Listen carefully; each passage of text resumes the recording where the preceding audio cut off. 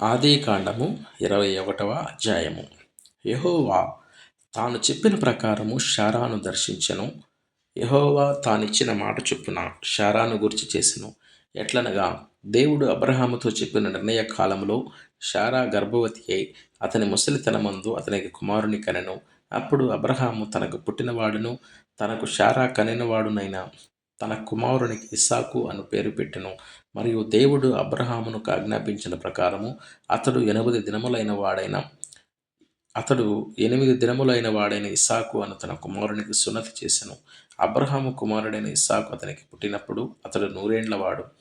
అప్పుడు శారా, దేవుడు నాకు నవ్వు కలుగజేసెను, వినువారెల్లా నా విషయమై నవ్వుదురు అనెను. మరియు శారా, పిల్లలకు స్తన్యమిచ్చునని ఎవరు అబ్రహాముతో చెప్పును? నేను అతని ముసలితనమందు కుమారుని కంటిని గదా అనెను.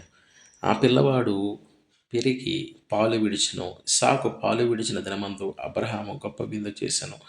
అప్పుడు అబ్రహామునకు ఐగుప్త్యురాలైన హాగరు కనిన కుమారుడు పరిహసించుట శారా చూచి, ఆ దాసిని దీని కుమారుని వెళ్ళగొట్టుము, ఈ దాసి కుమారుడు నా కుమారుడైన ఇస్సాకుతో వారసుడై ఉండడని అబ్రహాముతో అనెను. అతని కుమారుని బట్టి ఆ మాట అబ్రహామునకు మిక్కిలి దుఃఖము కలుగజేసెను.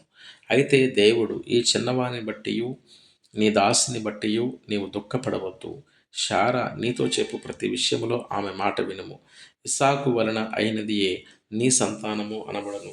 అయినను ఈ దాసి కుమారుడును నీ సంతానమే గనుక అతని కూడా ఒక జనముగా చేసేదనని అబ్రహాముతో చెప్పెను.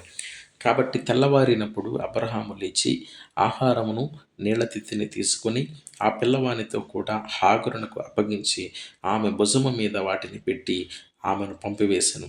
ఆమె వెళ్ళి బెయేర్షెబా అరణ్యములో ఇటు అటు తిరుగుచుండెను.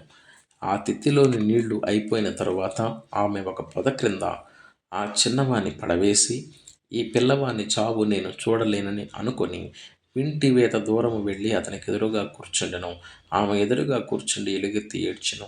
దేవుడు ఆ చిన్నవాని మొరను వినెను.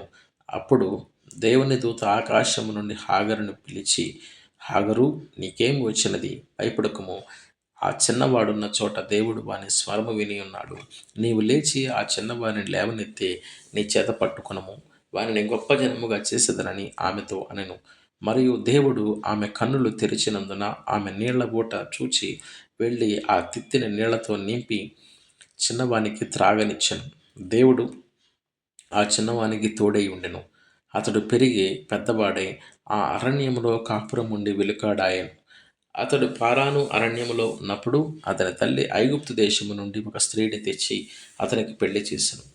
ఆ కాలమందు అబీమెలెకు అతని సేనాధిపతి అయిన ఫీకోలును అబ్రహాముతో మాట్లాడి, నీవు చేయు పనులన్నింటిలో దేవుడు తోడై ఉన్నాడు గనుక నీవు నన్నైనను నా పౌత్రాదులనైనను వచింపక, నేను నీకు చేసిన ఉపకారము చొప్పున నాకును నీవు పరదేశివై ఉన్న ఈ దేశమునకు చేసేదనని దేవుని పేరట ఇక్కడ నాతో ప్రమాణము చేయమని చెప్పాను.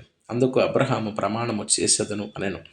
అబీమెలెకు దాసులు బలాత్కారముగా తీసుకుని నీళ్లబా విషయమై అబ్రహాము అబీమెలెకును ఆక్షేపింపగా, అబీమెలెకు, ఈ పని ఎవరు చేసిరో నేను ఎరుగను, నీవును నాతో చెప్పలేదు, నేను నేడే గాని ఈ సంగతి వినలేదని చెప్పగా, అబ్రహాము గొర్రెలను గొడ్లను తెప్పించి అబీమెలెకుకు ఇచ్చెను.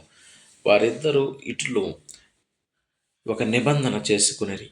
తరువాత అబ్రహాము తన గొర్రెల మందలో నుండి 7 పెంటి పిల్లలను వేరుగా ఉంచెను గనుక అబీమెలెకు అబ్రహాముతో, నీవు వేరుగా ఉంచిన ఈ 7 గొర్రె పిల్లలు ఎందుకని అడిగెను. అందుకతడు, నేనే ఈ బావిని త్రవ్వించినందుకు నాకు సాక్ష్యార్థముగా ఈ 7 గొర్రె పిల్లలను నీవు నా చేత పుచ్చుకొనవలెనని చెప్పెను. అక్కడ వారిద్దరూ అటులు ప్రమాణము చేసుకొనినందున ఆ చోటు బెయేర్షెబా అనబడెను. బెయేర్షెబాలో వారు అలాగూ ఒక నిబంధన చేసుకుని తరువాత అబీమెలెకు లేచి తన సేనాధిపతి అయిన ఫీకోలుతో ఫిలిష్తీయుల దేశమునకు తిరిగి వెళ్ళెను. అబ్రహాము బెయేర్షెబాలో ఒక పిచ్చుల వృక్షము నాటి అక్కడ నిత్య దేవుడైన యెహోవా పేరిట ప్రార్థన చేసెను.